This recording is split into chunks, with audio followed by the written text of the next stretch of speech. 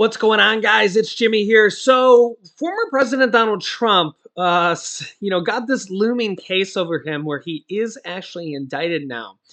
And what will happen here with this?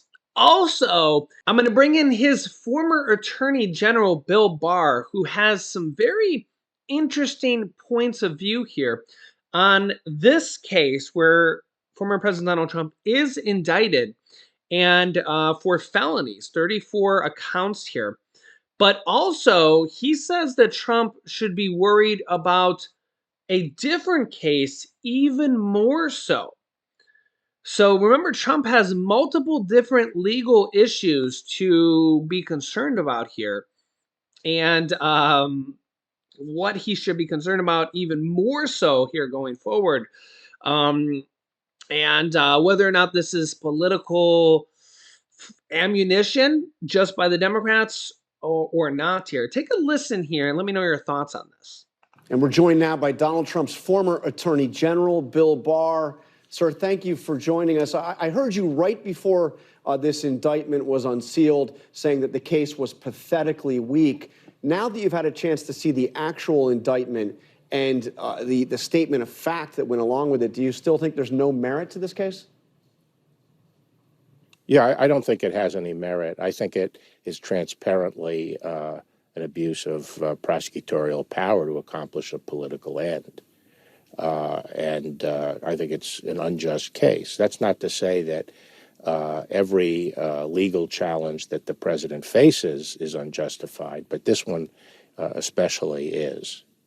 I want to get to those other cases in just a moment, but looking at this one for a moment, they did provide significant detailing of what was alleged falsification of business records. So putting aside the decision about whether or not you would choose to prosecute that, isn't that at least problematic? I mean, some of this falsification of business records actually happened while he was president of the United States.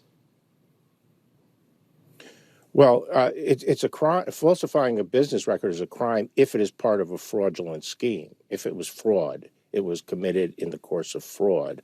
And I don't see anywhere specified in here exactly what the fraud was. These were his own business records. He was paying himself the hush money, and the business records were his own company. He's the owner of the company. I don't see who was defrauded. But there are a host of other problems having to do with the statute of limitations, his failure to specify exactly what the other crime was that was being committed that makes this into a felony. So I found what's been put out very opaque. I think if he has a good case, he would specify exactly what his case is, but he's trying to hide the ball. I mean, he did. I think it's unfortunate. I think it's. Yeah, I mean, the left is always talking about the ills of politicizing the criminal justice system, and I couldn't agree more with it. That's a serious risk, and I've spoken out against it for decades. And this is unfortunate. This is a clear example of that kind of abuse. And I think it also may accomplish its purpose, which is to get into the middle of the Republican primary process and turn it into a circus. And I think ultimately the savvy Democratic strategists know this is going to help Trump, and they want him to be the nominee because he is the weakest of the Republican candidates, the most likely to lose again to Biden. What about the way he's gone after the judge and the judge's wife and the judge's daughter, made those deeply personal attacks on the Manhattan DA? I mean, is this appropriate behavior for any defendant, let alone a former president? I don't think it's appropriate or wise. I mean, the president is notoriously lacks self-control, and he frequently gets himself into trouble with these midnight tweets and other things. The thing with the baseball bat, for example, was very imprudent of him to do in the middle of the night. And, these are gratuitous comments and aren't particularly helpful. So you mentioned the other cases. There's at least 3 other criminal cases. You have the 2 brought by the special prosecutor, the case in Georgia, January 6th, classified documents, obstruction of justice. What do you think, if you were advising the former president, which obviously you're not, which would you be most concerned about? I'd be most concerned about the document case in Mar-a-Lago, because from what I can see,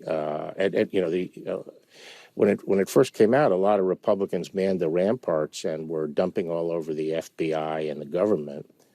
And as the facts have come out, as I suggested when I spoke about it, the FBI was opposed to conducting the search. They weren't involved in launching the search. But also, those steps were taken after a long period, about a year and a half, of trying to get the documents from him, which he had no claim to. He had no claim to those documents, especially the classified documents. They belong to the government. And so I think he was jerking the government around, and they subpoenaed it, and they tried to jawbone him into delivery of the documents. But the government is investigating the extent to which games were played, and there was obstruction in keeping the documents from them. And I think that's a serious potential case. I think they probably have some very good evidence there. We heard Jim Trusty make the case that their president can just decide whatever he wants to make personal is personal. That seems like an unusual reading of that law. But do you think that this will end up in an indictment from the special counsel? What's your read? I did think it was. My read was, before they found the documents in Biden's house and then the Vice President Pence's house, my read was that they were going to indict him, and I still think there's a very good chance of that. And I think it depends on how sensitive the documents were, but also what evidence they have of obstruction and games playing by the president, and whether he directed people to lie or gave them information that was deceitful to pass on to the government. Now, the president, unfortunately, has a penchant for engaging in reckless and self-destructive behavior that brings these kinds of things on him. In many respects, he's his own worst enemy. I don't think that's the case with Bragg's case, but certainly he's dug himself a hole on the documents and also on the January 6th stuff. That was reckless behavior that was destined to end up being investigated. So it doesn't surprise me that he has all these legal problems. He was warned about this before he left office. Yeah, so you can let me know your thoughts there. I find it interesting that he thinks actually that Trump's classified document case actually is the strongest case against him, and that you can let me know your thoughts on that, that we actually could see criminal charges for that as well. What's interesting there is that we also have President Biden and former Vice President Mike Pence, who have classified documents found with them, albeit each one of them with different circumstances as well. What I find interesting, though, is that not everybody gets that the classified documents found on the three of them are different circumstances. You know, Mike Pence and Biden, they kind of willingly said, "Hey, come and check my home for these classified documents and take them." Both Mike Pence and Biden, Republican and Democrat, so I'm not really choosing sides there. Trump held on to them for a long time and even got subpoenaed and didn't want to give them up even after the subpoena. Okay. And he just literally held on to them after they were asking for them back and after a subpoena. So it's different than the case with Pence and Biden. Okay. So Pence and Biden were both like, they had seen what happened with Trump, and they're like, well, come and look and see if we have any and you can take them back. I don't know if it was because they seen what happened with Trump or not. Now, of course, we have the former precedents there because they had these documents for a long time. So you do have a difference there because both Biden and Pence had these documents for years. So there is the difference there. You do have that difference there. You do got to kind of take that into consideration. Okay. Should each one of these guys be prosecuted for how long they had these or for having these at all? taking these out of office, how egregious of offenses these are? Or is the egregiousness of the offense that the Department of Justice and the National Archives tried to ask for them back over and over and over, and even sent a subpoena for them to Trump, and he wouldn't physically give them back? So where does the fault lie? Does the fault lie that you had them to begin with for an extended period of time? So you could see here kind of the difference in cases on the classified documents part. Or will they not file case against any one of them?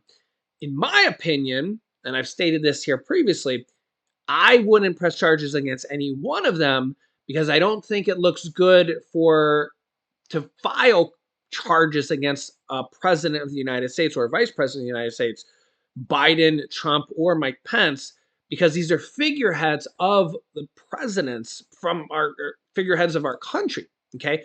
So when you kind of think about, okay, they had some classified documents, they're presidents, they were allowed access to this to begin with. They didn't send them back in a timely manner. I get it, because the problem is if you try to put charges on Trump for the classified documents, do you put charges on Biden for the classified documents as well? Do you put charges on Pence for the classified documents as well? Because they all had them. And then the other problem is, does Obama have classified documents? Do the Bushes have classified documents? Do senators have classified documents? Do the congressmen? Because remember, the congressmen and senators have classified documents. We also have the issues now of the leaked classified documents out of the Pentagon and the DoD right now from this Ukrainian documents, Russia documents, and it also has some Iran and China issue documents right now, literally going on right now. So there's not just presidents and vice presidents that classify documents. Senators, congressmen, and people in the Department of Justice and DoD, they all get access to some type of classified documents. And honestly, there's probably a lot of congressmen and senators that have classified documents at their homes. Do we start going prosecute all these people? But especially when it comes to presidents and vice presidents, I really don't think we should just be going around and start convicting all of our presidents and former presidents and sending a message to our world that, hey, we're just going to start arresting every single former president we have.